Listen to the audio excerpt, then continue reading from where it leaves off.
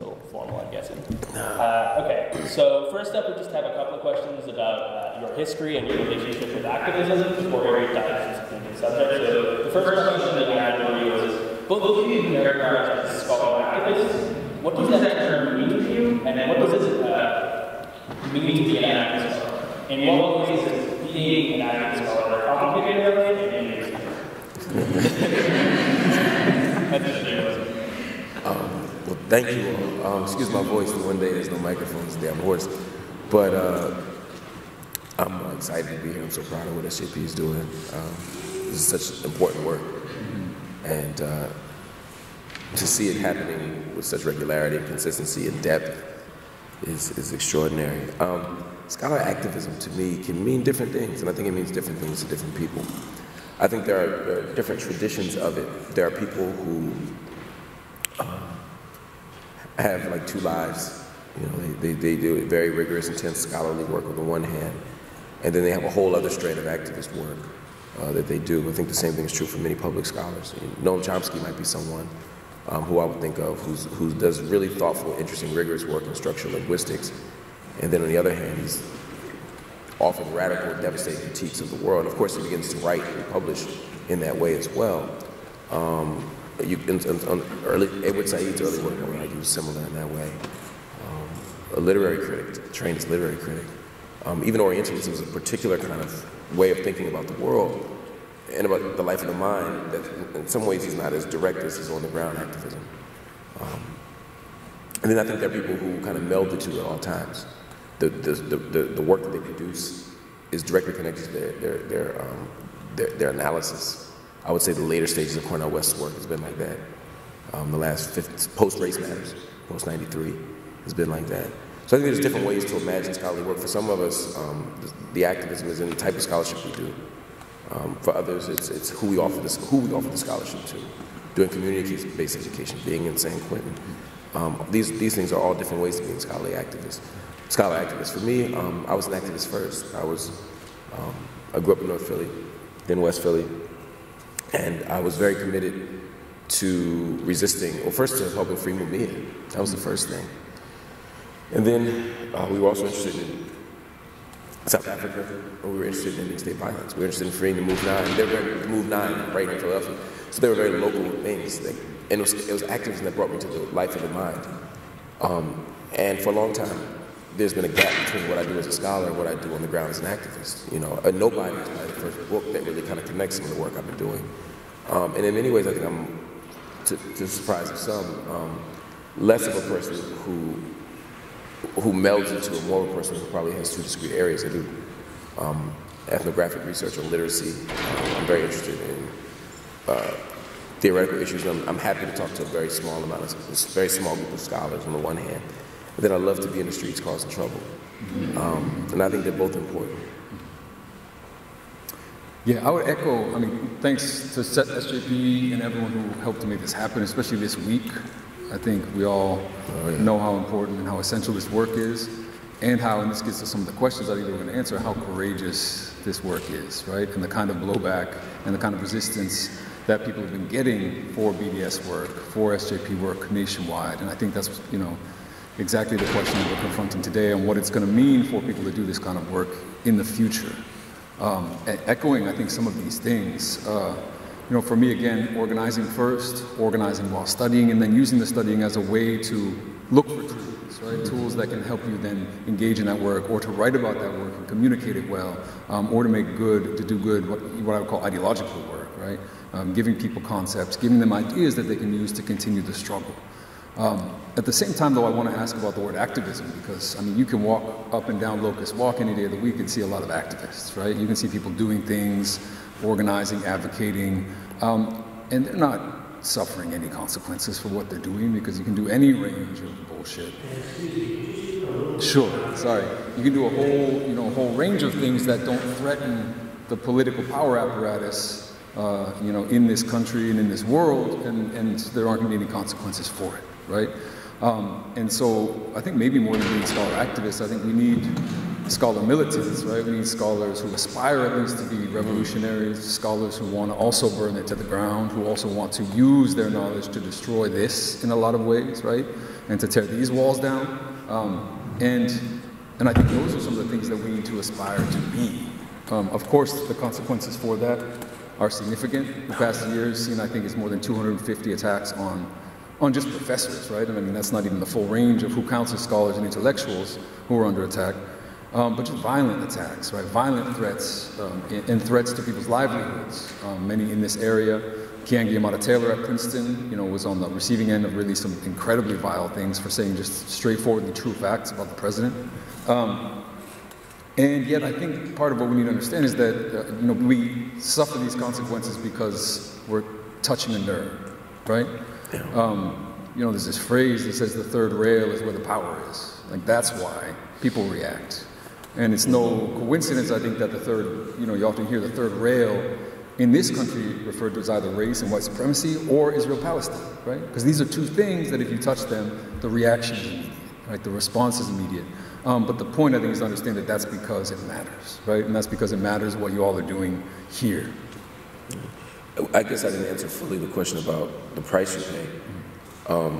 There's a huge price. In some ways, you never know the full price you pay. You don't know what meetings you don't get called into, what jobs you don't get, what articles don't get accepted. But I can tell you, working in media in the last few years, there have been very specific instances where I have been told that my position, particularly on Israel-Palestine, has made me unfit for certain journalism jobs, for certain hosting opportunities. I don't know if it's affected my work in the academy. I don't think it has yet. But I think, but being surrounded by so many colleagues for whom it has been an issue is a ever-present reminder that how powerful that third rail is. I mean, look at our dear brother Stephen Saleda, who very clearly, unequivocally, was essentially fired from a job before he could get started at UIC because of his politics. They say it was incivility. I'm always fascinated by how selective people can be with their understanding of what free speech is and what the boundaries of it are, and also when it's okay to be uncivil. I've been around a whole bunch of uncivil people in the academy, right, and on Twitter. And he got fired for his tweets. That's why it's relevant, and it's just fascinating. It speaks to this whole week, the kind of selective outrage, right? These Palestinians are burning tires. These Gazans are burning tires. It's terrible for the environment. Like, as if bombing people daily for decades isn't bad for the environment. But it's a selective outrage that we see both in and out of the academy. You just shot thousands of people with live rounds, but be polite about it. Right, exactly. Simple. Right, be nice. Yeah.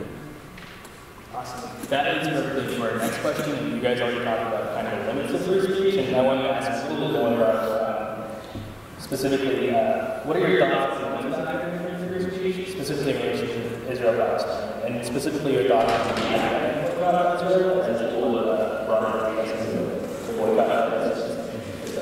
When you say, I want to hear my brother George's answer first. When you say limits of free speech, do you mean as a practical matter or conceptually? I mean, it's a practical matter. Okay. I mean, I think BDS is the example, right? Because the same people who claim to be free speech absolutists are actively trying to pass laws to criminalize BDS, organized, right? Blatant violations of everything, right? Freedom of assembly, free speech, even in the most abstract sense. And so you know that these are hypocrites, right? And you know that the actual concrete limitations of free speech have everything to do with who has power, whose speech matters. And if you threaten that, then you become the problem, right? So if some fucking Nazi comes and speaks at UPenn and you show up and yell at this person, right? You're engaging in free speech and free assembly, but you'll find out very quickly that that is not the speech that's being respected, that's being upheld. And the contours of that, the inequalities and asymmetries of that have always been there. And so, for example, the attacks that I came under, at no point did I say this is an issue of free speech, because it simply wasn't. Actually, it legally wasn't. It was a question of academic freedom as a slightly different phenomenon, right? Something that protects in certain specific debated ways the members of an academic community, in which we have to remember that students are a part, right? And in which you have to make some kind of justification for someone's presence as part of that discussion, part of that debate. And I think this is a really complicated question about academic freedom, but it's already much more useful than the question of free speech, which is meant to limit the government's intervention in your speech in public spaces, right? It doesn't apply to someone having a platform. It doesn't apply to someone being paid to speak. No one has a right to be paid to speak at a university. That's something that's earned, again, earned in really fucked up ways, right? Earned in ways that are elitist often, or based on sort of archaic understandings of academic prowess. But at the same time, it just simply has nothing to do with these campaigns that we see right now, provocation campaigns by the right to use free speech as a bludgeon against academic freedom and against the left. Right, because the argument with regard to BDS in particular is we're silencing the free speech of Israeli academics or whomever. That if Israeli academics, for example, are not permitted to be within a conference, that their free speech is being silenced. And it's a problematic argument for a few reasons, not the least of which is BDS is not an individual boycott, right? BDS is a boycott against institutions, not individuals. It could have been. I mean, if you think about South Africa as another model, I think we could have been well within our rights, you know, to stretch the boycott even more broadly. But Palestinian civil society made a different decision and said that this is going to be a boycott against institutions. So it's not that individual Israeli academics can't articulate their voice or be heard or share their ideas or submit to a journal or do all the things that come with academic freedom. Because again, it's not a free speech argument, right? It's an academic freedom argument. But that becomes a kind of easy out to avoid a more complicated and really difficult question, which is what is the responsibility of institutions and citizens within a nation state that's engaging in forms of repression against its citizens or its occupant, or the people it's occupying. And so for me, I don't think it's a question, I agree, I don't think it's a question of the limits of free speech per se, as much as it is a question about how we understand academic freedom and how we can sometimes fetishize academic freedom.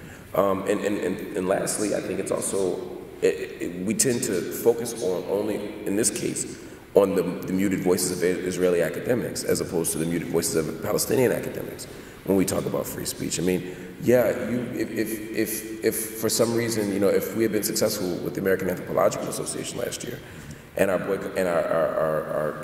referendum had been passed, there would be some limitations on Israeli institutions. And yet that could create some discomfort for Israeli academics, but no more discomfort than a Palestinian academic who can't even travel freely, or who has to go through multiple checkpoints just to get to an academic conference, or who has Hawiyah and can't get to the conference because it's in 48, or whatever the thing might be. So, and that's not to go tit for tat as much as it is to say that there's a set of competing experiences of discomfort that we have to think about, a set of competing agendas and goals. And I think at some point we have to ask what's the moral question. And I think in this case, boycott, divestment, and sanctions is the way to go, irrespective of how that plays out with regard to academic freedom.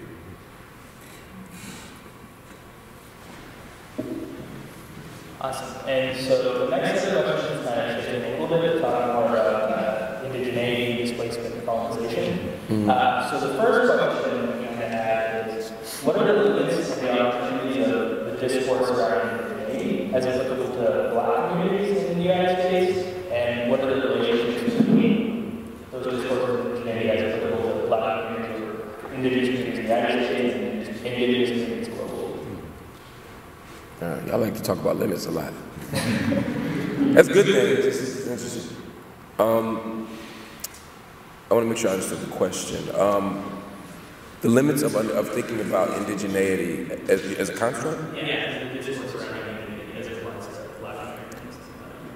Yeah, I mean, again, I'm curious to know, I'm curious to know what y'all think about this stuff too, but I mean, I don't see indigeneity as the primary discourse or the primary kind of method by which we make sense of the African experience here in America, right? I mean, it's one of dislocation.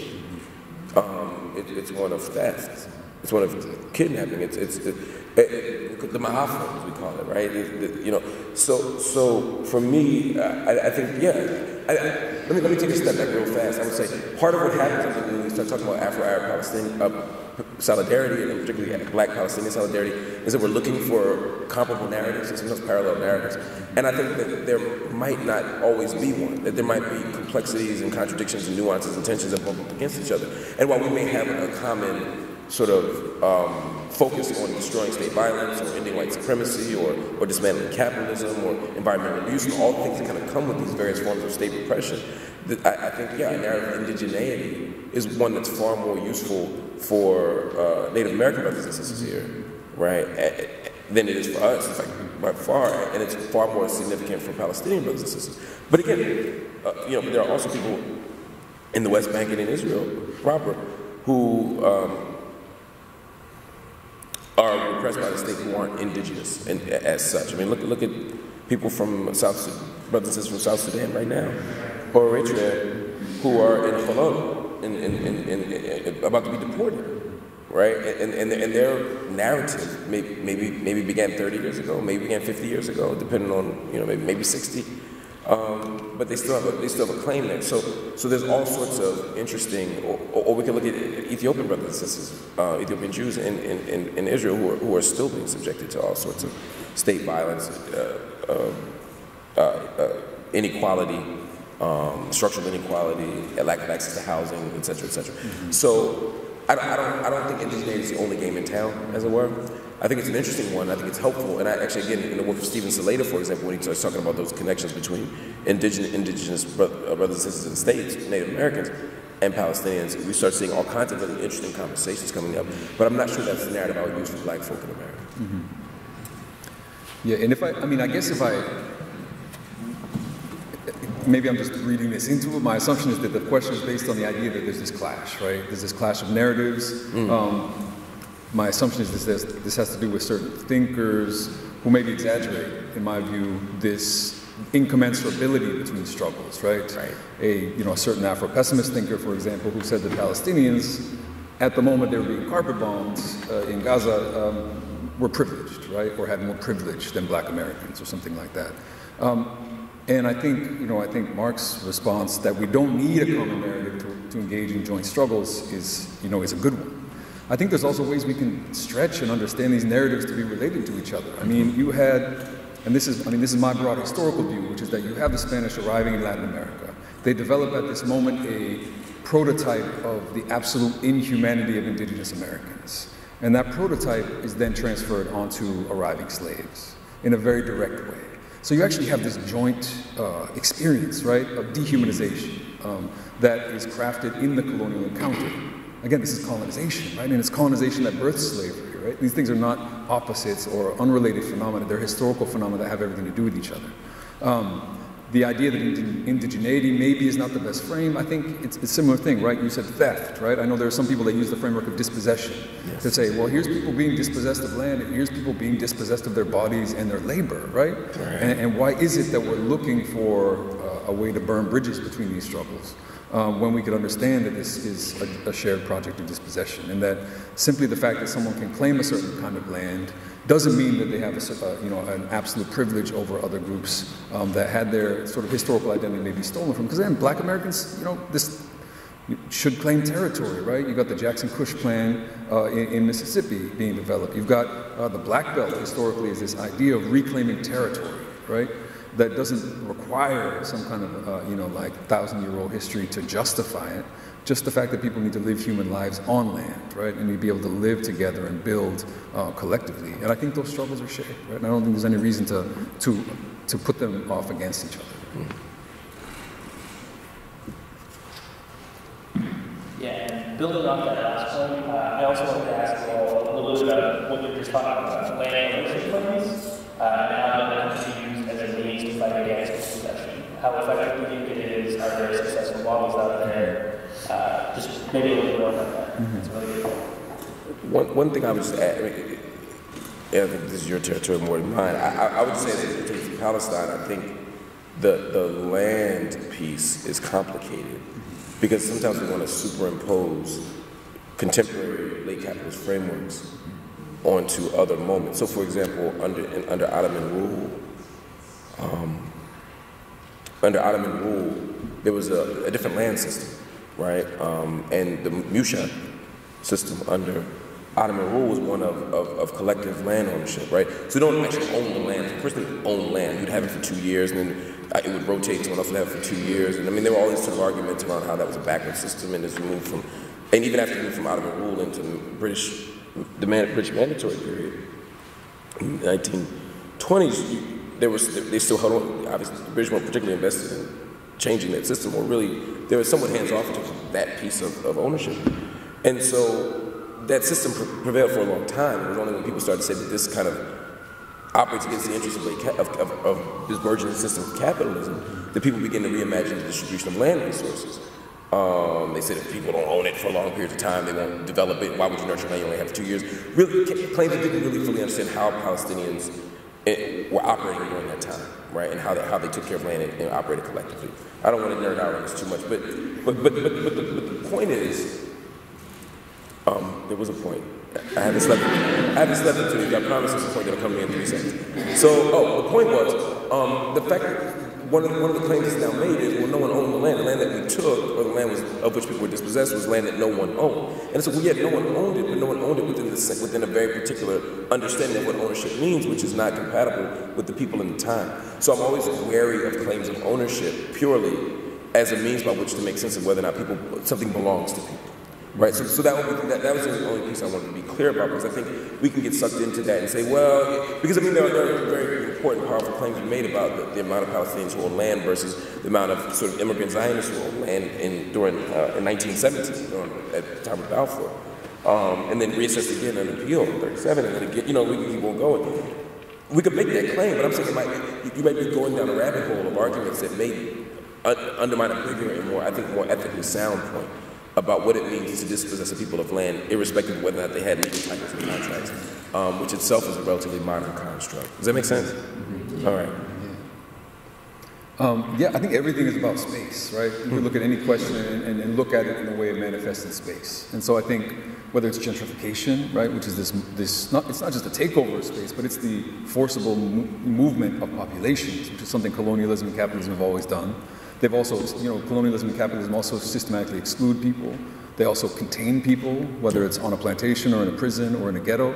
And so space is always this question. It's not always that they're holding space. Sometimes it's that they're moving people around, and we want to be able to disrupt that movement because they want to shift things around as a way to make it profitable, right? And this is what gentrification does, right? It's moving populations, as a way to facilitate accumulation. And so I think we do always need to look at this in spatial terms, and we also need to pay attention to how that space is governed, which I think gets to your point in a lot of ways. I work on Venezuela a lot, and not only are people making territorial claims, but they're doing so in communal ways, right? They're saying we want to govern this space communally, right, radically, democratically, and they're doing so often in some spaces in ways that draw upon indigenous, forms of organizing, that draw on cumbes, which are sort of slave communal forms of organizing that had existed, regardless of this sort of long-term claims. And the important piece about claiming land is not only that it's justifiably yours, that you need it, that it's something that is part of, of developing just as human beings, but also as part of resistance, right? When we claim territory, when we govern it, we're putting into practice a new kind of world, and we're creating a base for continued resistance, right? Mm-hmm. This is part of what Occupy did. It wasn't just a march. They took over space and said, we're not going anywhere. This is what, again, people in Mississippi are doing when they're taking over territory, governing it, and trying to create an example and a base of operations to continue to struggle. And I think, all of these things intersect with this question of space, land, how it's managed, how we can think about not only taking it back, but thinking about what it would look like to do that in a different way. I feel bad as I keep getting up, man. I wish you had a handout somewhere. Yeah, I know. Penn told us that if we wanted extra nights, it would be like $100. Fair enough. Sorry about that. So that's the perfect lead-in, actually. The next set of questions is kind of on the difference between state and institutional settler colonial logics. So how does U.S. imperialism and their settler colonial logic, similar to and different from patterns of gentrification from community institutions like Penn or Drexel or other universities? What are the similarities between those different it's very similar, but very different set of colonial logics. I mean, I think there was this old phrase in the 60s, right? It was internal colonialism. And it went out of fashion for some reason, because I don't understand why, because it actually really explains a lot of things, right? When you look at how Frantz Fanon describes colonial Algeria, he talks about it being divided in two. He says the dividing line is marked by, by barbed wire and military and police. And when you look at Center City, you see the way that the police mark the boundaries between that and North Philadelphia, right? You see that when, this was a few years ago now, but there's this whole panic around flash mobs, right? What did a flash mob mean at that point in Philadelphia? It wasn't the sort of the dance routines that people right. do. It was when black kids came from North Philly to Center City, right? And it was a specific kind of movement across boundaries, and that was a colonial reaction. That was literally a colonial reaction. And so I think this question of understanding internal colonialism and understanding the ways in which colonial logics pervade, the ways in which there's a third world in the first, and there are constant asymmetries and structures of power that kind of almost like give a certain texture to the entire landscape of this country, of other countries, of wealthy countries, of poor countries. If you look at other countries in Latin America, for example, you see they're governed by white elites, right? This is not, the idea of the national category breaks down a little bit when you realize that national liberation in Latin America was often led by and consolidated the hegemony of white elites, white Spanish elites. And so you have to think in more complex ways, I think, and think about the ways in which these colonial logics are just overlaid on all of these structures of power. Yeah, no, I agree with all of that, and I think that I'm always skeptical, not skeptical, I'm always uneasy when we, again, with these kind of sort of parallels, these neat parallels, and saying, oh, it's just like this, Gentrification is different than settlement expansion. I mean, as annoying as I find gentrification, and as disruptive as it is, as egregious as it is, I don't think it's the same thing as what we see happening in the West Bank. And it's not to have a competition about which is worse, just say I think they're just two things of a very different sort. But I do think there are some interesting connections between what it means to take over neighborhoods and what it means to occupy and expand settlements, or what it means to take over people's land. I mean, one thing is to watch people. One thing is this narrative that the land isn't being used properly, right? Because that's what happens, right? You go to North Philly and say, look, we can make it Northern Liberties, or you can go to Fort Greene and you just had Albee Square Mall. Now we have Macy's and fancy stuff. We have you people didn't have juice bars. We got juice bars, right? And so this idea of a land being relatively unfertile, or not recognized for its fecundity until these other people come, is very much consistent with the narrative of occupation, of settler colonialism. I mean, one of the dominant Zionist narratives is that this was a land without people, right? And that they could give it to people who didn't have a land, right?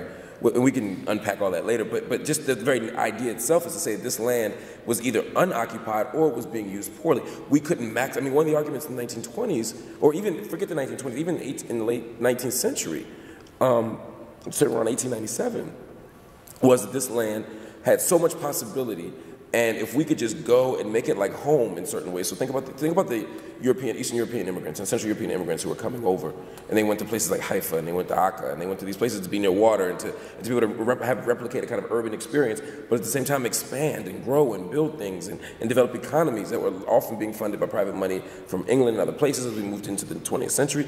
All this stuff is happening, and you see, and it's eerily similar to what we hear in terms of the narrative. Okay, we're going to move to this city, and there's a lot of resources here. They're just not being used properly. We can grow, and we can expand, and we can create jobs, and we can do this, and we can have juice bars and Starbucks. And before you know it, there's this amazing thing here, except the people who were initially there don't have access to it. Either they're priced out of the market, or they're pushed out literally, right? And in the case of, obviously, Palestine, historic Palestine, we see both. But largely the latter, people being literally pushed out.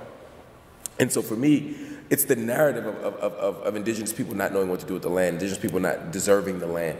I mean, even if you go back and read, if you get a minute, and it'll only take you about maybe 10, Read Du Bois's, the great W.E.B. Du Bois, towering intellectual 20th century, but he wrote a really shitty piece on Palestine. Have you all seen this? 1948, June 1948, I think it's in the Chicago Free Defender. And he essentially makes this argument, right, that this place filled with Mohammedism was unfit for democracy, unfit, unfertile, and the Zionists were able to come save it. I mean, it's a really disturbing piece. But this was a dominant logic, even from other vulnerable people, is my point, which is why I'm bringing it up. And so, yeah, I think the consistency of those narratives is interesting to see, even though I still maintain that that in many ways, gentrification and other forms of kind of urban expansion in the States is of a different sort than what we see in a place like, say, historic Palestine. And yeah, building on that, are there any effective ways that you've seen in your history to effectively counteract that narrative, to specifically show the value of the communities living there and counteract the narrative that you just talked about of the land not being utilized properly or the land not being utilized to the fullest extent? Like what strategies have you seen that have worked to stop that narrative or to stop the displacement and dispossession of people? I mean, the one word I offer is resist, right?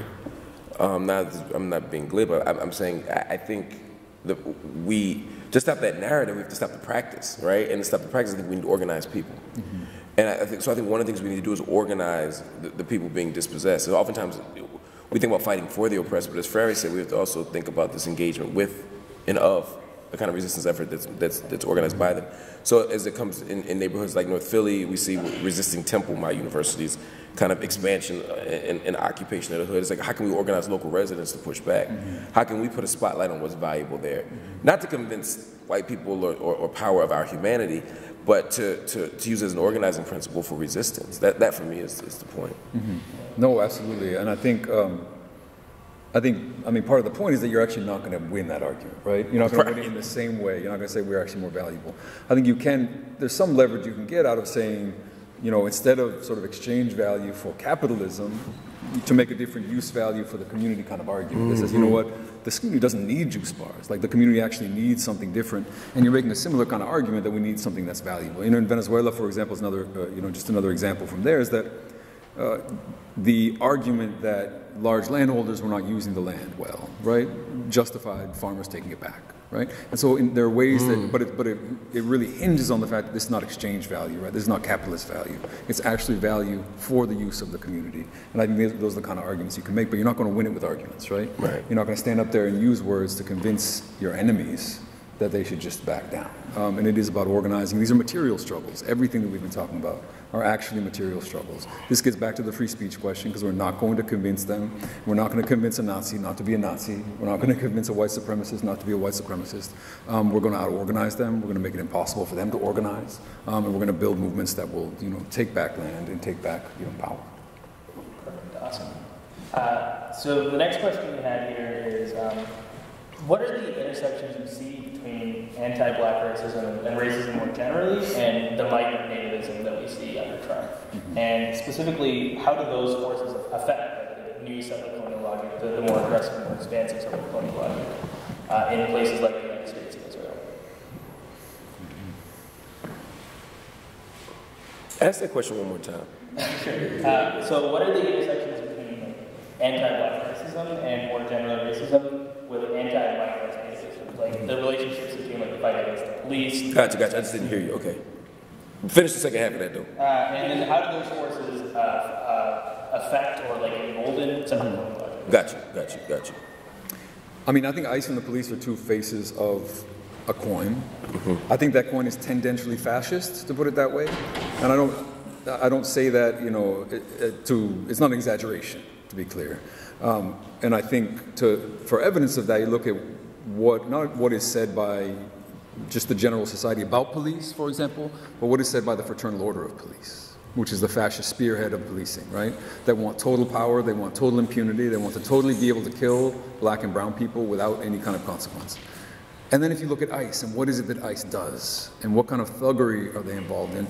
And when, for example, the Muslim ban is passed, and you see that that ICE and Customs and Border Patrol are going beyond the impositions of the Trump administration, going out of their way to enforce this even before they're told to enforce it, because they also represent this sort of externally facing fascist,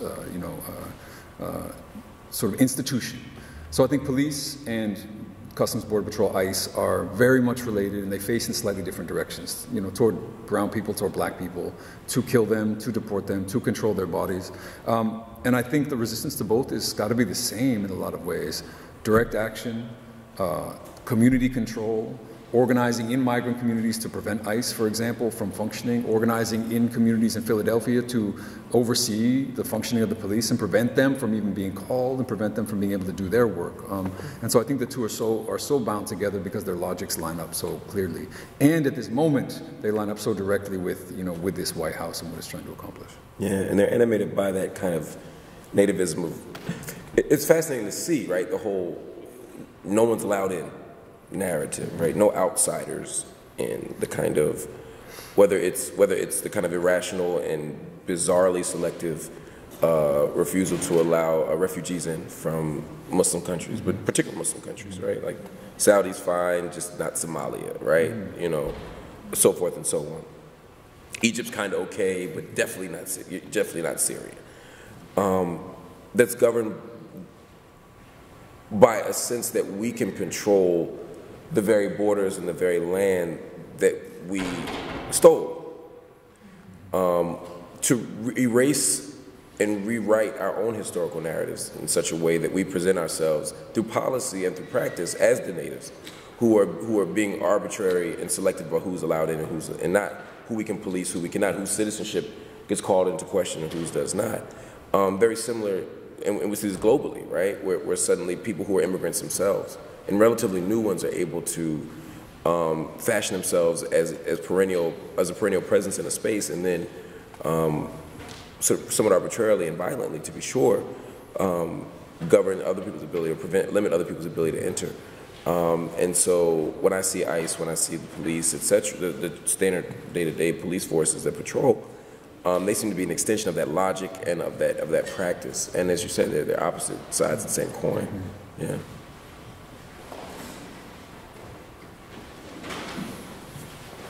We have a couple more questions, but because it's such a small and cozy audience, first I was wondering, Marc and George, do you have any questions for each other, things that you want to talk about? And then also, audience. I think I want to hear from y'all. We can hang out at the coffee shop or juice bar and talk.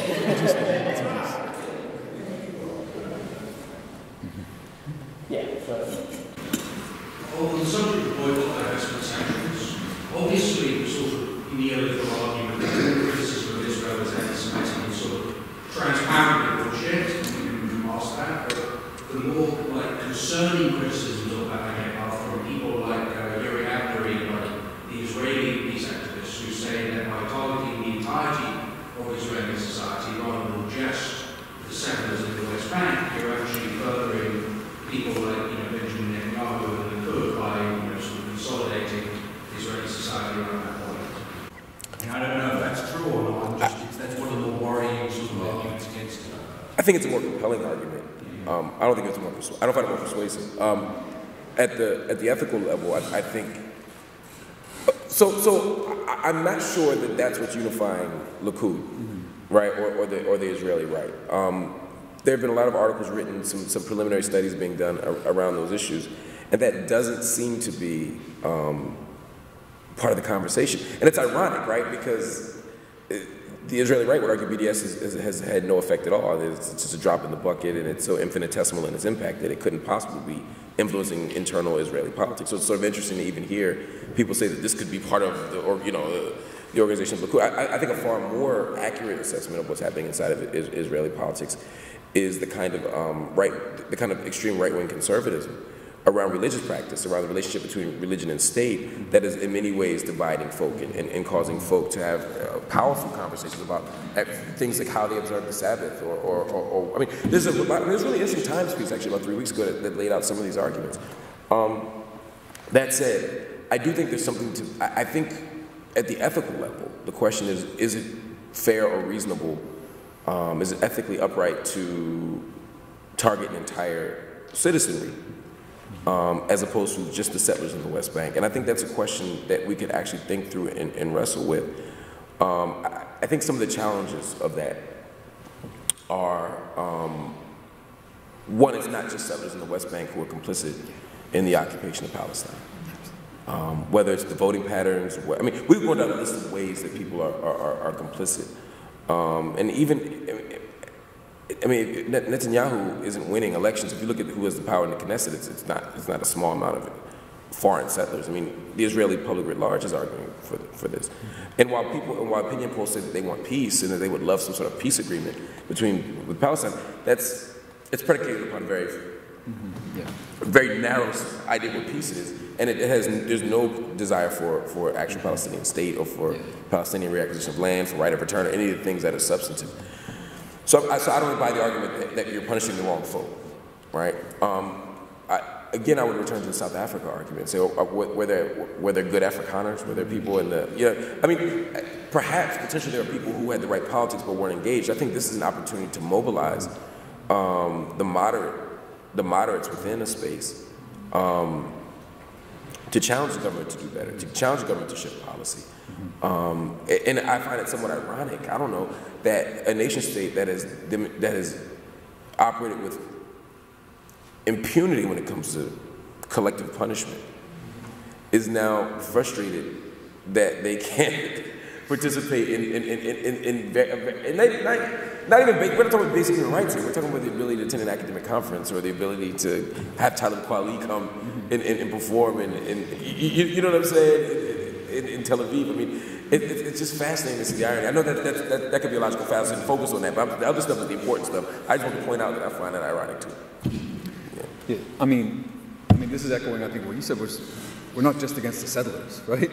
And we're not just for peace, right? The point is not peace. The point is peace with justice. The point is the total recalibration and rebuilding of some kind of different kind of society there, right? And on this point, this really interesting point about mobilizing moderates, I think what's missed, and this is an aspect of liberalism globally, is that what's missed is that you don't always mobilize moderates by appealing to how they already feel. Right. They're often mobilized by feeling guilty or by feeling like complicit in what it is that they are doing, right? My late comrade Joel Olson, he was a great political philosopher. He wrote about fanaticism, but his case was always the abolitionists in the United States. He said they didn't appeal to the center, right? The center being between slavery and the opposite, right? You don't look for a consensus around something that's between slavery and not slavery. You engage in a radical politics that draws lines, that redraws lines, and that pulls those moderates by forcing them to one side or the other. And I think that's a politics that people misunderstand, and it's got to do with this question, what is it that you do with the moderates, right? And you don't just appeal to them, right? You make it impossible for them to have any other kind of politics. And you don't frame them as people who are just in the middle passively observing history, but that their moderate position and their passivity is in and of itself a form of complicity. Because that's the point. And every bottle of water they buy that's from a company that supports the occupation is complicit.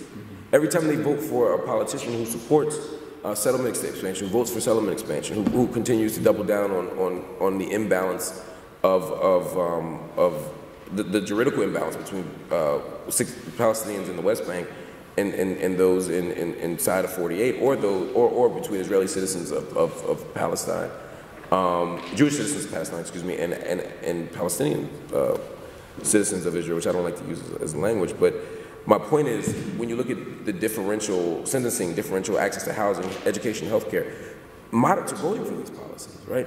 I mean, for every joint, like the Joint List Party in the Knesset is a very small, radical party driven by Ayman Ouda. It's a minuscule party, right? The Likud Party, the Workers' Party. These are parties that are dominating the Israeli power structure, and they're dominating them even under the banner of being moderate. So, to your point, I think we have to not only drag moderates to a side, we have to point out, put the spotlight on the fact that there's really no such position at a certain level, right? It's like it's not moderate. There's no in between. Yeah, how are you moderate on slavery? You're an abolitionist, so you're not. Right. And if you're not, you're not, right? So. Anybody else?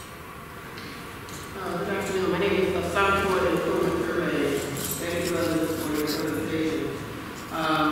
This year marks the 50th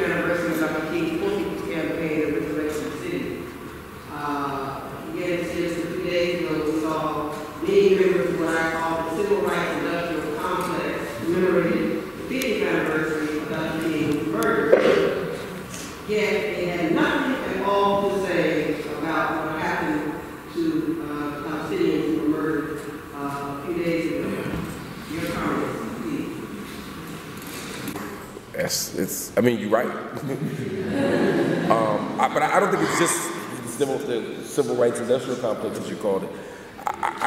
I couldn't find a Democrat to say I'm worried about Gaza at all. I mean, Bernie Sanders offered, sadly, something. I mean, but those are like the most radical word.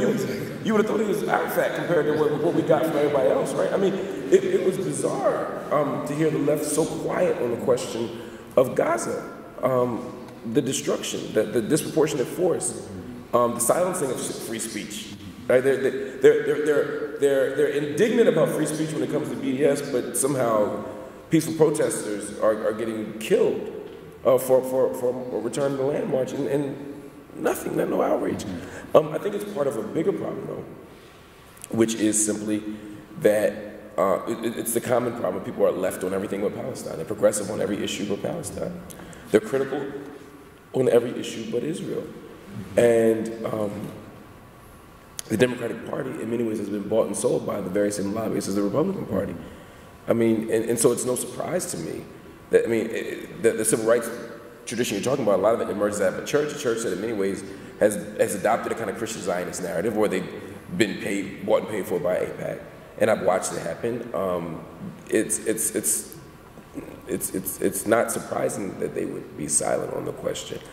Remember in the Democratic primaries when it was one of the weird moments of clarity by Donald Trump, and it was a complete accident. But they asked him about Israel-Palestine. He was like, I would be a fair arbiter. I wouldn't choose a side. I would just listen. I would listen to both sides and make a decision, which isn't. It's a reasonable. Even a child could think of that, right? Which is what he did. Right. That's how he came up with it. And 24 hours later, I guess he got the word that that's not the shit you're supposed to say when it comes to this. And the next day, he's like, no, I'm for Israel. I was at the Israel parade in New York. I support Israel and nowhere else. I'm for bombing and Palestinians, And then Hillary came on and read her AIPAC-driven statement. They both said the exact same talking point. Palestinians could have had peace, but they chose Hamas. The same talking points that you hear every single day. And so there's a way in which there's no space within mainstream American politics to have a radical critique of the state of Israel without paying a hefty price. And most politicians don't want to pay a hefty price.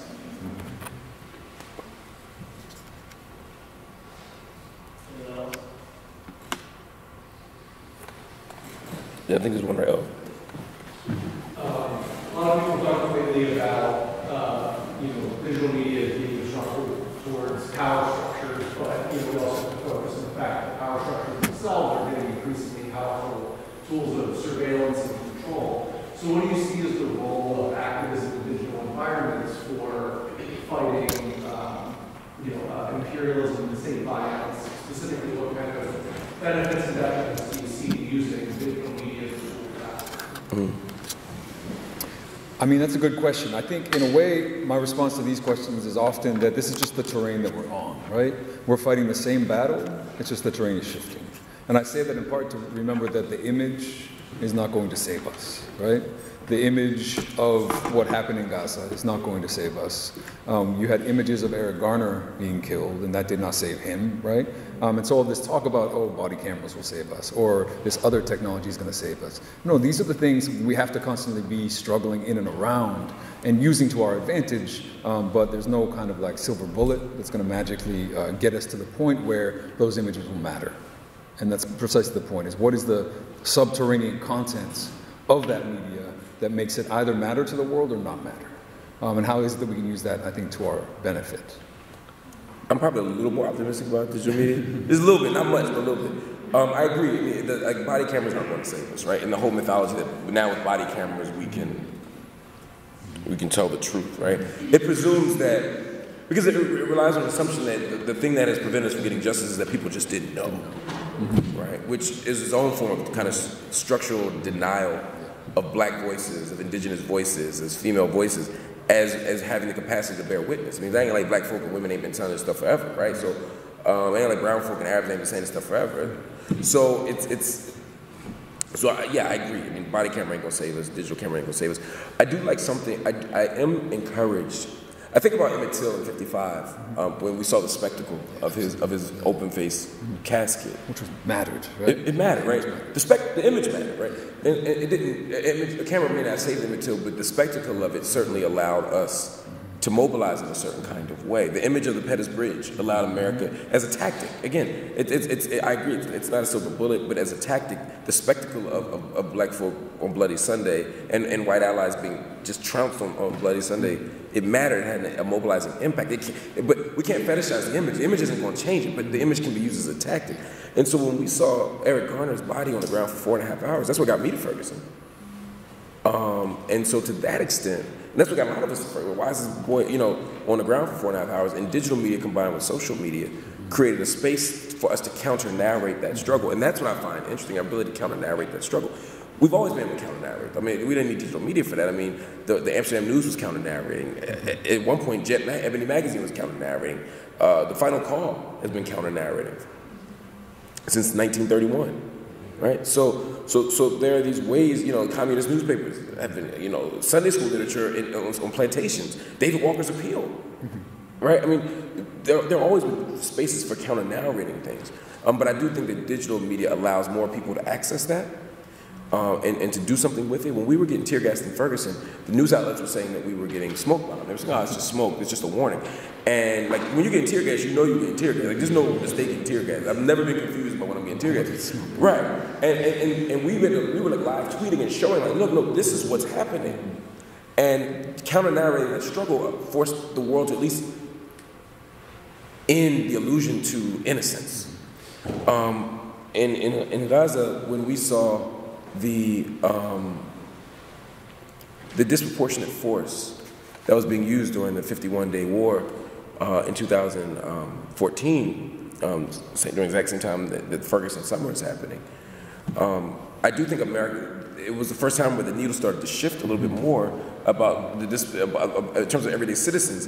And that's despite the fact that mainstream media wasn't telling the full story. There was still something about seeing those bodies. Vietnam, something about seeing those bodies does change something. So I think we can strategically use digital media to tell a story. I think we can strategically use social media to tell a story. But these are all corporate-owned entities as well, right? So I think we have to be mindful of their limitations, to use your language, but also the possibilities and the affordances of it. But we can never believe that we can shoot our way, we can snap our way, or tweet our way, or Instagram our way, or like our way, or go live our way to justice. That just ain't how it's going to happen. It's a material, physical struggle. It's going to require more than that. Yeah, your comment. Dr. King, a major part of his slogan or issue was anti-war. The Riverside speech in 1967, and the book, The Chaos of Community, his last book, he said, militarism, racism, and materialism are the three main, and the media, they don't talk about this. They sort of sterilize Dr. King's message. And also, Adam Lindsay, who was Robert Kennedy's main speechwriter, he worked for John Kennedy, said the Democratic Party is now a war party. They don't participate, abandon the ideals of even Robert Kennedy. So I was wondering your comments on that. I mean, for me, you're on it. I think the image of King that we offer is severely limited. King dies with a speech and a sermon in his pocket that Sunday, why America is going to hell. Right? We won't hear that part. His anti-war, his anti-Vietnam activism and critique, we don't hear. His growing internationalism, we don't hear. Him saying, I am sad that I've begun to believe that most whites are unconscious racists. We don't hear that. So there's a way that King is developing a different disposition, a different critical posture. That's not entirely different than where he was in the 50s and 60s. If you go back and look at the King papers, he'd taken seriously socialism, he'd taken it seriously. But by the 60s and 70s, he was asking different structural questions of America. And I think we do ignore that. And to your second part, I think the Democratic Party ignores that because there's a gross contradiction between the King that they embrace and their obsession with war as our primary instrument of foreign policy, on the other hand. So those tensions can't be reconciled unless you change. You either got to change King or change yourself, and it's much easier to change King in his death than it is to hold ourselves accountable. And I think that's the king that we miss, and I think that's the king that we need.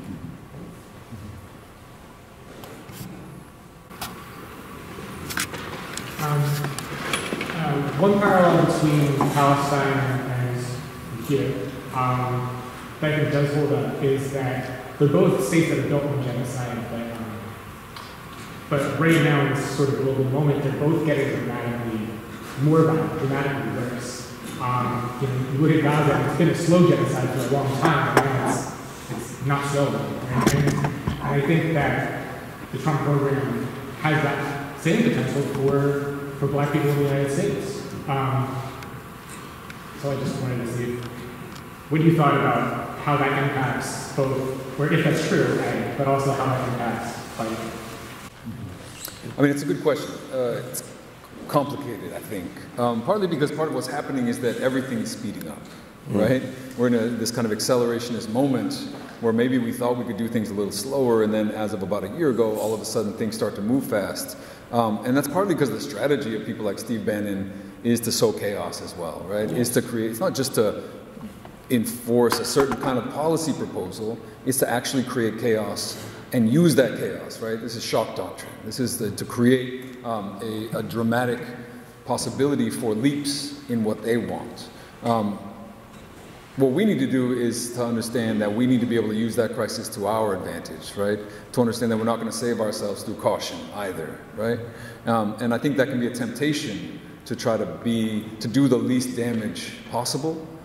Is a constant temptation. It leads to the kind of perverse pragmatism of even someone like Hillary Clinton, who again is a warmonger, all these things, but who thinks that she can win an election just by taking the most pragmatic, calculated route, not realizing that everything is going to hell around her, and that people like Bernie Sanders are able to step in and say, well, listen, like there are actual dynamics at play that we need to understand if we want to even win, right? Much less if we want to advance a different policy program.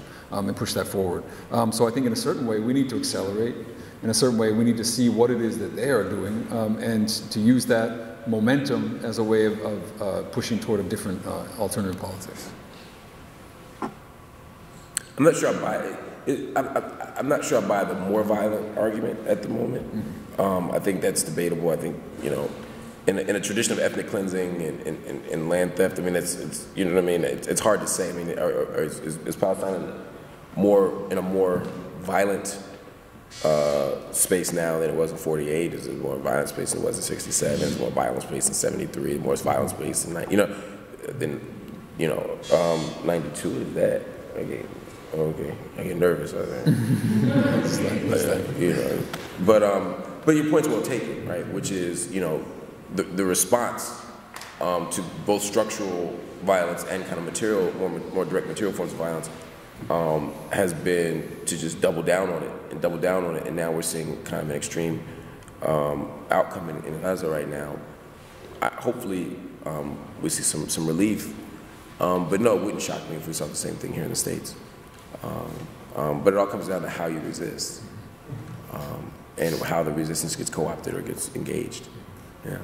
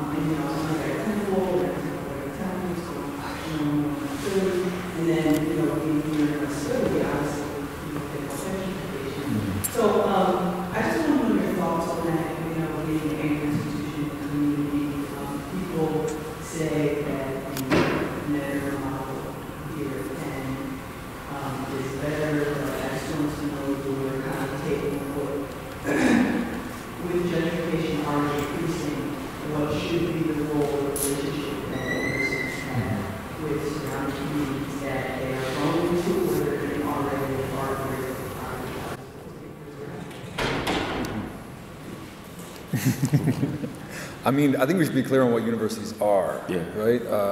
especially private universities. I mean, universities are part of the social reproduction of society, which means that poor people come into them maybe and come out and are still probably poor, and rich people come into them and come out and are rich, because what they do is uphold the structure, right? They don't challenge that structure in and of themselves, even if they provide a space for some individuals to then, to raise their own level of consciousness, engage in organizing, do certain kinds of things.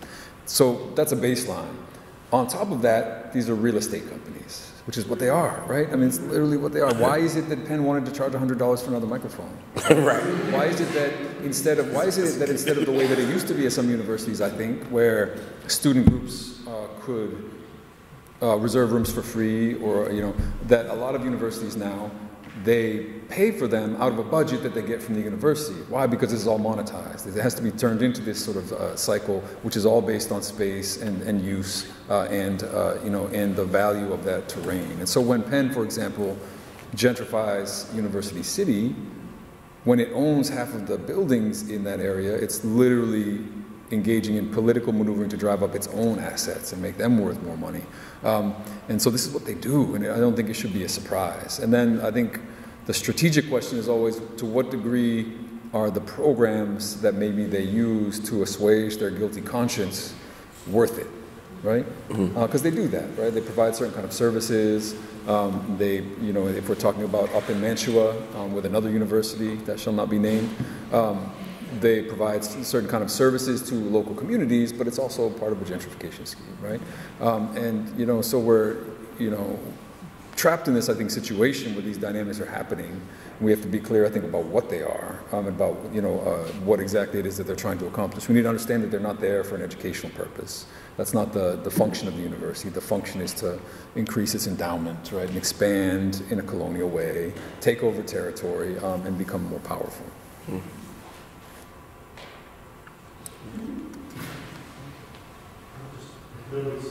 I just wanted to, what you think about this temple, the way they expanded, and the stadiums, and that, yes. Typically people of the housing, looks like another city. Yeah, I mean, I think about how Temple looked when I'm sorry, I'm just running out of voice here. I went to high school in North Philly, and I think about what it meant to walk up and down. Back then it was Columbia Avenue, and it's virtually unrecognizable from what I see right now when you stand at Broad Cecil B. Moore. I mean, the construction of all the stadiums, even the way the parking decks are set up, it's created so that you can come in, use all the space, use all the facilities that have taken over North Philly, and never have to even set foot in North Philly unless you really want to, right? And then if you really want to, they have police patrolling, and they've done all these things to make it so radically different than the place that I knew it to be even 25 years ago. I think that Temple's gentrification of North Philly is disgusting. It's indefensible, but it's not irreversible. I believe we can fight. I believe we can resist, and I think there are a few interesting anti-gentrification movements and organizations that are growing in Philly that are trying to push back against Temple's expansion. But what they're doing with the stadiums, what they're doing with parking, it's disgusting, and it's all done under the banner of we're making Temple better, we're making neighborhoods safer and brighter and cleaner, and at the end of the day, people are getting pushed out of homes with no other place to land, and again, it's indefensible. Yeah, going back to the Palestinian conflict, I wanted to get your sense of this idea that the conflict can't really be resolved without the United States coming to terms with it, given the authority they have in the U.S. Security Council, they can veto as far as investigating the actions of the Israeli regime. So, do you feel like that's true? That there can't be really too much progress on the issue until the United States comes to terms? Yes and no.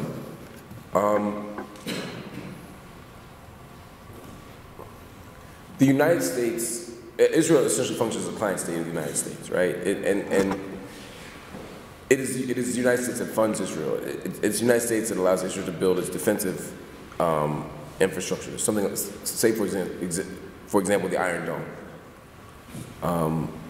Not to mention weaponry. We've seen this since the first arms deal with Israel, which was in 62? Yeah, 62. And we've seen it ever since. Israel could not exist without United States backing and funding. We know that, right? So to that extent, yes.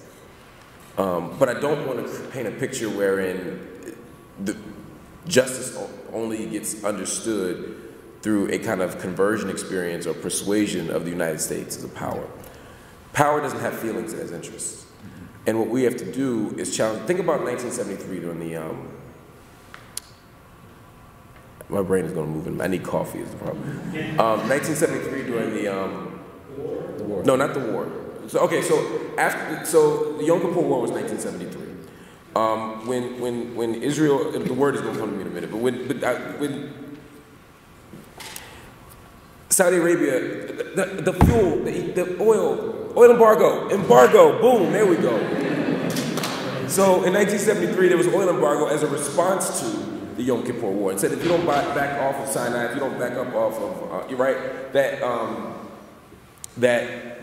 we're going to reduce oil by 5% every month, right? Oil supply, etc., right?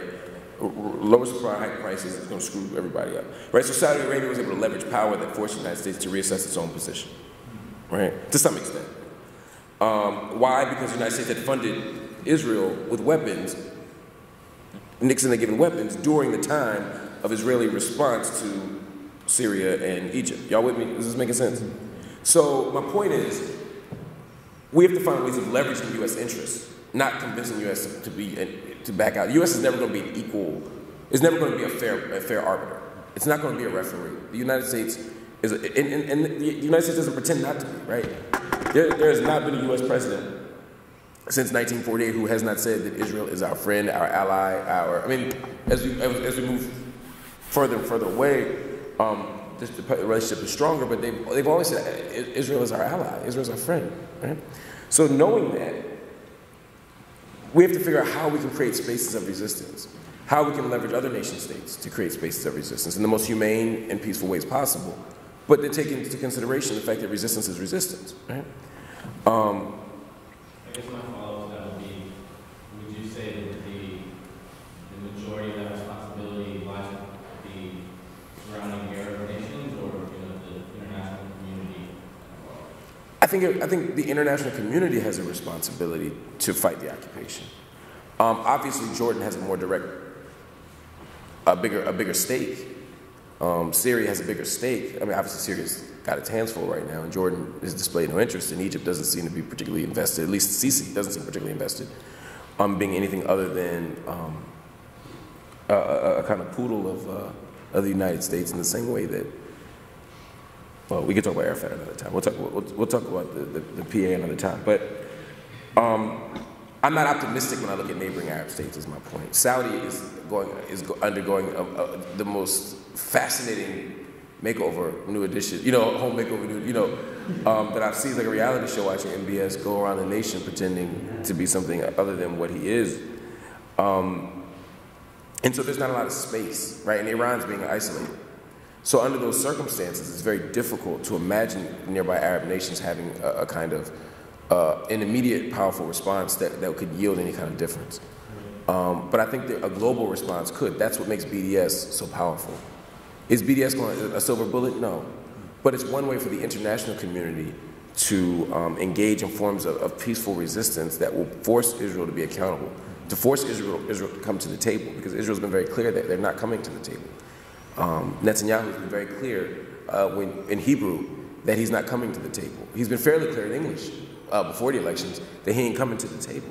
His practices have been very clear he ain't coming to the table. And once he's indicted, hopefully like the same day as Trump, the next day, whoever takes his place is also not coming to the table. It's a prerequisite for being prime minister.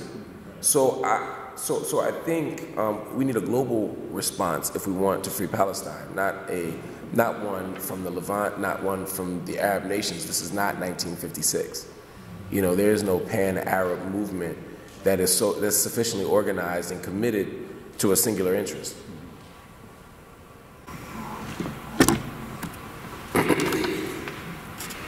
Hi, my name's Nick.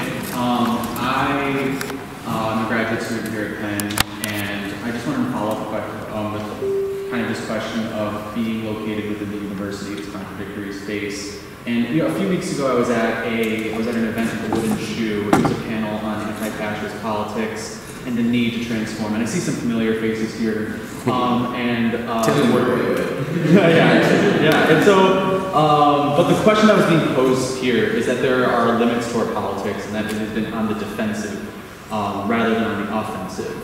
Defensive in the sense that we may hear of a fascist that's coming to campus and we show up and protest, or we hear the announcement of a certain gentrification plan and we show up and protest that. But there's a need to transform our politics being offensive, in which we actively create environments and spaces that are actively hostile to these certain kinds of capitalist or colonial gentrification projects. I just want you to comment perhaps on that, particularly within our own local situatedness here in Philadelphia, how we can try to generate those kinds of politics within this contradictory space of the university, but also within Philadelphia more widely, but are nonetheless cognizant and building some kind of international solidarities that are necessary today. So just respond to that how you will. Yeah. That's a great and hugely important question. This isn't a disagreement. What I do want to say is that I think the idea of what it looks like to be on the offensive and the defensive is not always clear, right? Mm-hmm. And it's not just that we're reacting to something doesn't mean that we're on the defensive necessarily. And I guess on a local level, what I would say to illustrate that is to point to the anti-police movement. And specifically, this is something that usually takes the form of being against police murder. And so going back, several years now to the murder of Breonna Taylor Brown by Philadelphia police, and the fact that we as a small group of people began to mobilize and organize in response to this killing, right? Not necessarily posing an alternative society or creating these alternatives, but setting into motion a range of dynamics that were also national dynamics in the aftermath of Trayvon Martin, Ferguson, and then simultaneous with Baltimore. And we had a huge Baltimore solidarity rally here. I mean, solidarity doesn't even express it because it was called Philly is Baltimore. Mm. It was during the riots in Baltimore, in which thousands of people showed up. 2,000 people showed up and said, no, Philly and Baltimore, we have the same struggle. We have this shared struggle. And that was all a reaction, right, to police murder. And yet, in the practice of that resistance, what did we have? We have a transformed city. This is why Larry Krasner is the district attorney, right? Because movements pushed, insisted, transformed, not just those ones which were reacting to police murder, but also decarcerate. These movements that were building alternatives to policing in prisons, doing slow, hard work on the ground, helped create a different city, right? And I think we want to understand the ways that these dynamics can play, become part of a longer dynamic that helps to transform the terrain that we're operating on. And I think it's been a momentous transformation. I feel like we're on the offensive in some ways. I feel like nationwide things look pretty bleak, but at the same time, again, and I say this all the time, I grew up in the 90s. The 90s fucking sucked because nothing was happening and nothing was changing, and there were wars and there was everything, and there was no resistance that was really noteworthy. And of course there were things going on, but now we're in a moment in which I think we can push back and fight back, in which people are ready to do that. I'd just like to add on to that, in terms of on the university level, you get what's going on at Howard University. About 300 students took over the administration program for 9 days. They got 7 out of their 8 plans met. They had several agreements with their university. So, and it's a part of organizing that's going on for 16 months. Those organizers there, so they've been involved in other movements on campus, but they took a moment where there was a story that wrote about financial propriety in the student aid office, and they just grasped on that. And so it was a combination again of being defensive and responding to something, but also offensive. They were always, and they had their demands were already prepared. They knew what they were organizing around on campus. They used it as a moment to sort of take it on. So, yes.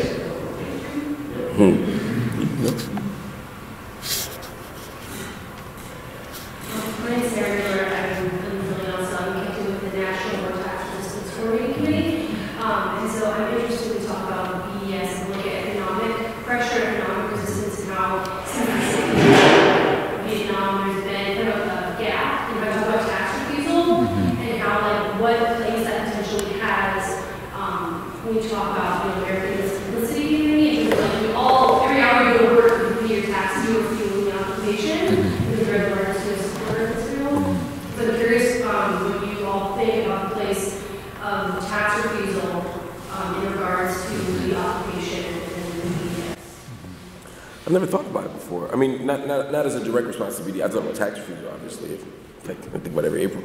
But, just kidding. No, but I think about, I don't know. I'd have to think about it, honestly. I mean, my immediate not having thought this through response is because federal tax dollars are tied up into so many other things, many of which are necessities for vulnerable people here in the States. I'm not sure about the effectiveness of it. While we give a disproportionate amount of money to Israel, the bulk of our tax money doesn't go there, right? So I'd be a little. My first question would be, as I thought this through more, would be sort of what are the ethical implications? Forget the practical implications of a kind of collective effort of tax withholding, right? I mean, that's its own thing. But even if I held that at arm's length for a moment and just talked about the ethical level,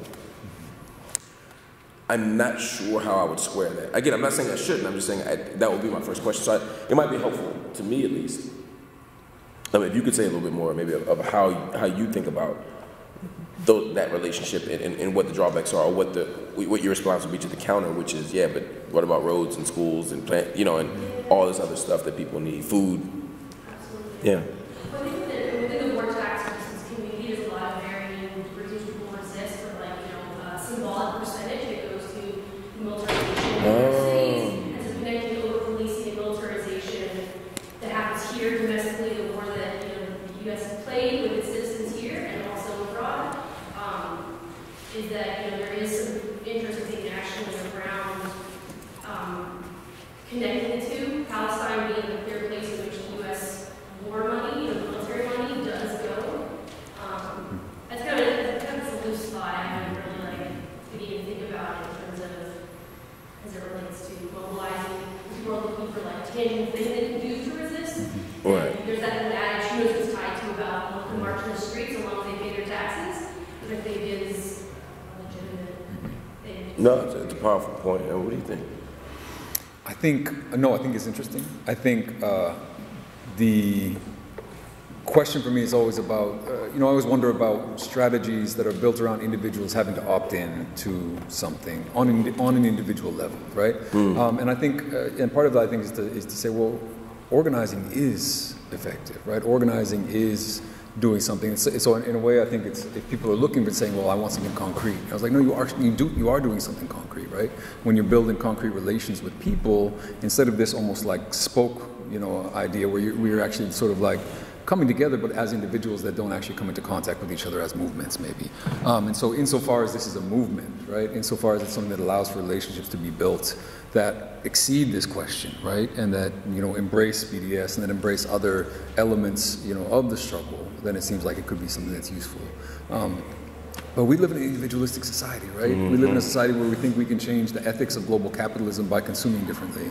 And I think that's the danger, in my sense, is that none of this is ethical, right? And if we're just waiting for people to withhold a nickel here and there, then I think we're not getting much closer to liberation. Probably at 6, but probably time for one more question. Kick us out.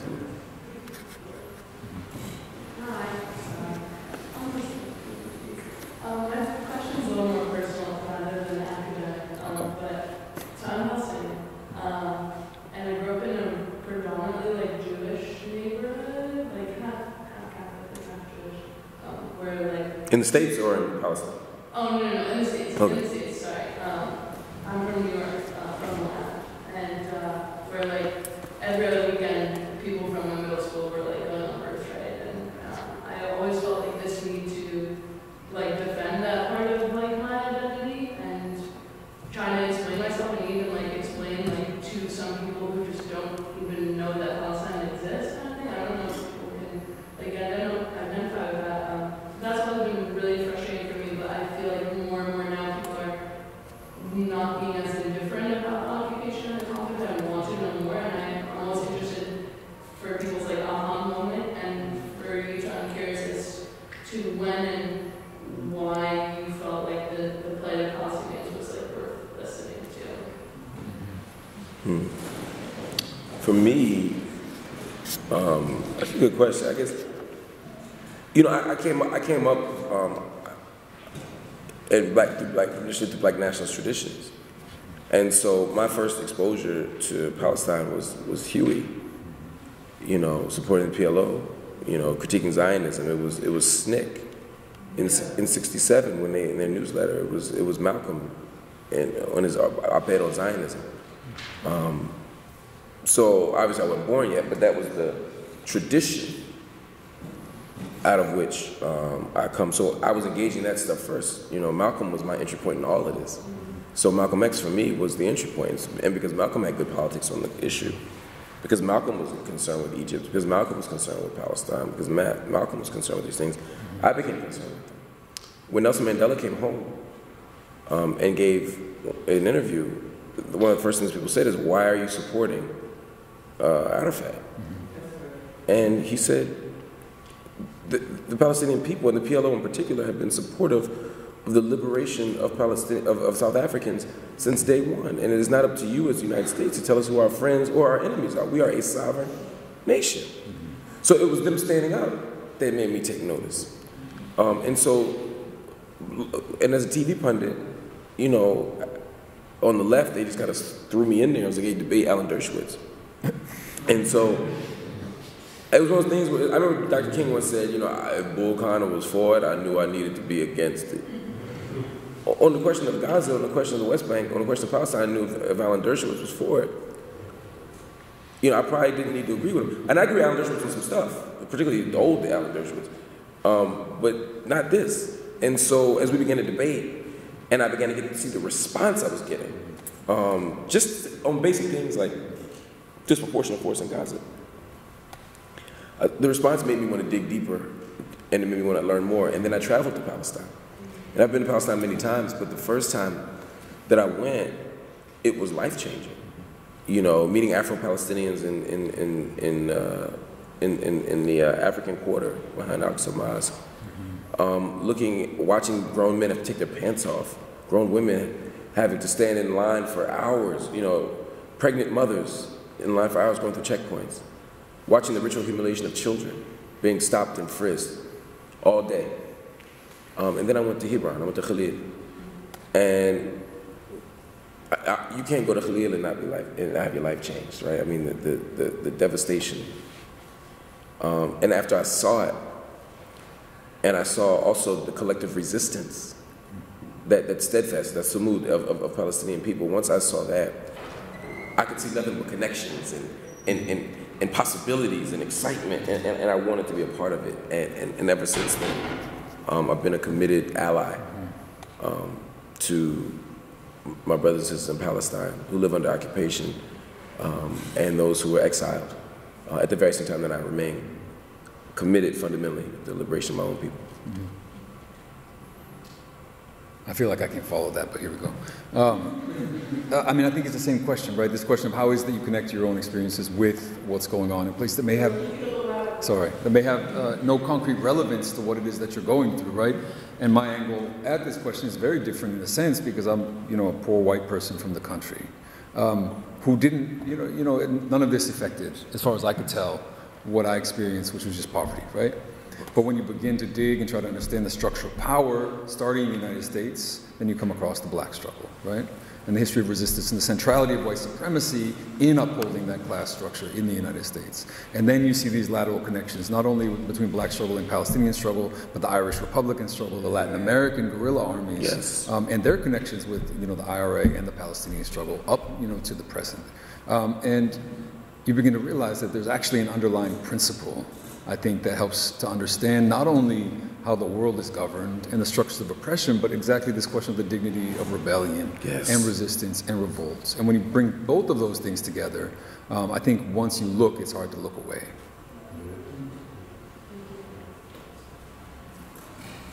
And with that, we'll probably get in a minute. So.